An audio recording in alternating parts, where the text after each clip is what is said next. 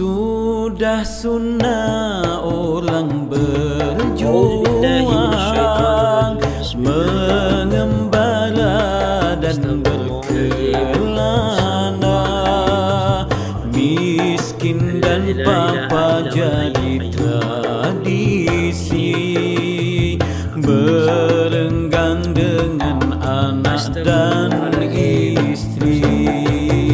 Sudah sunnah orang berjuang, mengembara dan berkelana, miskin dan papa jadi tradisi, berenggang dengan anak dan istri. Biasanya para Kenapa kita disuruh berbakti kepada orang tua kita? Sebab orang tua kita adalah sebagai wakil Tuhan di dalam dunia ini untuk kita. Dan kita tidak boleh mengingkari dan menyakiti hati mereka, sebab diorang itu adalah wakil pintu kita menuju akhirat. Sehebat apapun saudara dan saudariku, kita mengamal, kita beribadah kepada Allah, sehebat apapun kita mengajak dalam Islam, bila tidak ada ketaatan,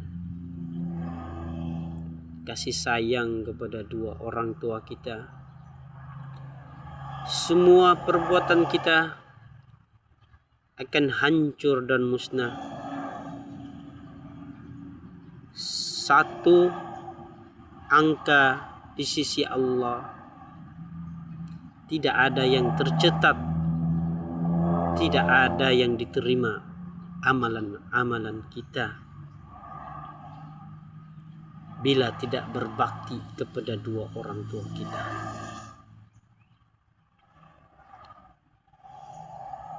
Sebenarnya perjalanan ini menuju dua arah. Bila kita menuntut ilmu tentang kasih sayang, keimanan,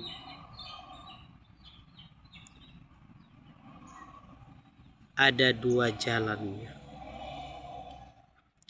Satu jalannya yang dinamakan adalah Tuhan Rabbul Izzat. Yang kedua cabangnya itu adalah Tuhan Rabbul Alamin.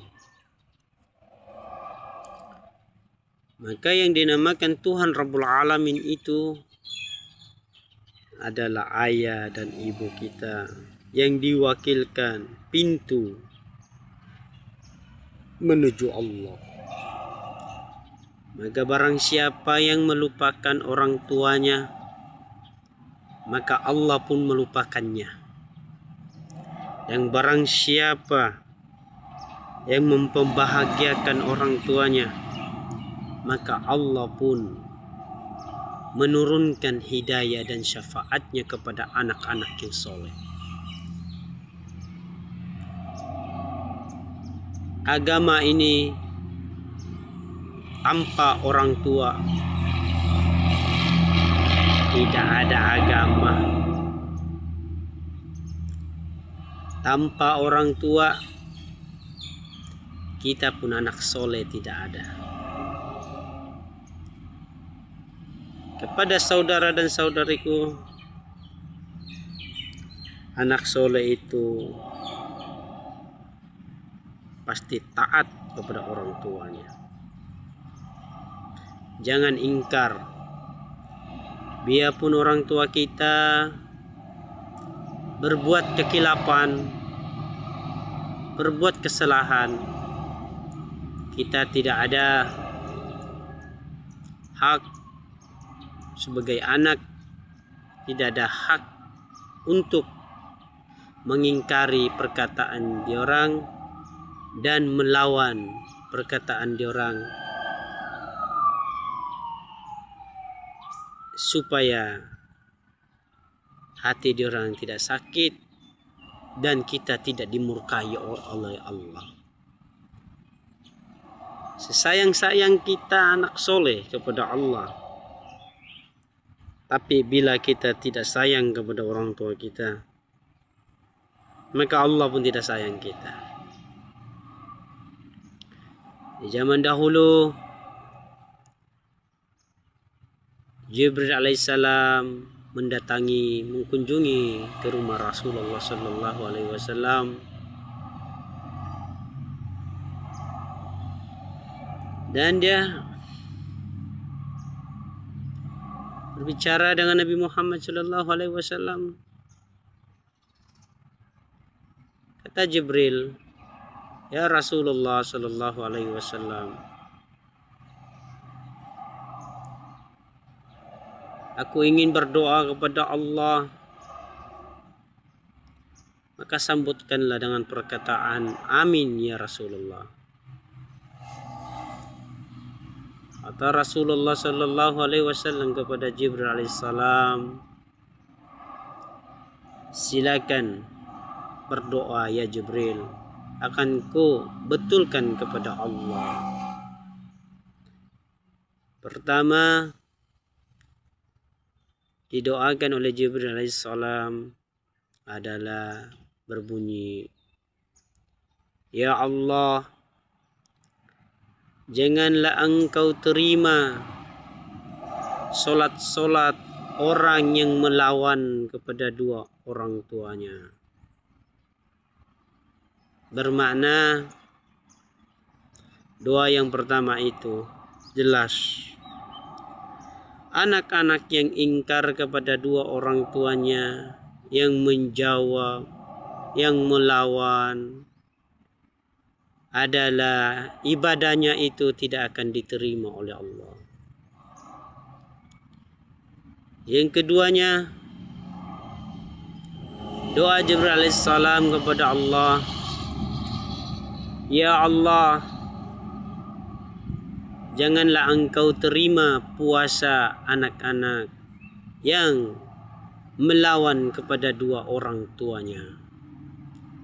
Maka saudara dan saudariku, anak-anak yang kuat melawan kepada dua orang tuanya, puasanya tidak akan diterima oleh Allah. Ketiga, doa Jibril alaihissalam, "Ya Allah, jangan kau terima zakat dan fitrah anak-anak yang mendurhakai, melawan kepada dua orang tuanya." Maka jelas saudara dan saudariku, buat apa kalian sombong? Buat apa kalian melawan kepada dua orang tua kalian? Maukah kalian ditutupkan surga, pintu surga di sisi Allah? Sedarlah saudara dan saudariku, ujian yang paling terbesar adalah ujian orang tua kita. Syaitan paling suka dan syaitan paling menghasut supaya kita tidak menyayangi orang tua kita, supaya kita ingkar dengan orang tua kita, supaya kita tidak mengenang budi kepada orang tua kita. Maka syaitan gembira kepada kita. Kita sama-sama, dia bilang, ahli syaitan masuk ke dalam api neraka jahanam. Sedarlah saudara dan saudariku di kalangan umat Islam banyak yang beribadah tapi durhaka kepada dua orang tuanya. Yang keempat, saudaraku, paling teruk, inilah yang paling kejam doa Jibril alaihissalam, supaya anak-anak yang durhaka itu akan dibinasakan, diajabkan dalam api neraka jahanam. Mau dengar perkataannya, doanya berbunyi sebagai begini. Ya Allah, janganlah engkau masukkan anak-anak yang melawan kepada dua orang tuanya di dalam surga. Ingat, jelas saudara dan saudariku, tidak ada alasan kita lagi untuk menjawab itu. Semua jelas di sisi Allah. Anak-anak yang melawan kepada dua orang tuanya akan tidak mendapat kebahagiaan di sisi Allah, akan mendapat azab murka di sisi Allah. Anak yang durhaka itu sebenarnya rugi di dunia dan di akhirat. Maka dan saudara dan saudariku, bukalah minda kalian, lembutkanlah hati kalian kepada orang tua kalian. Ingatlah semasa kalian kecil lagi dilahirkan, kamu tidak boleh berbuat apa-apa.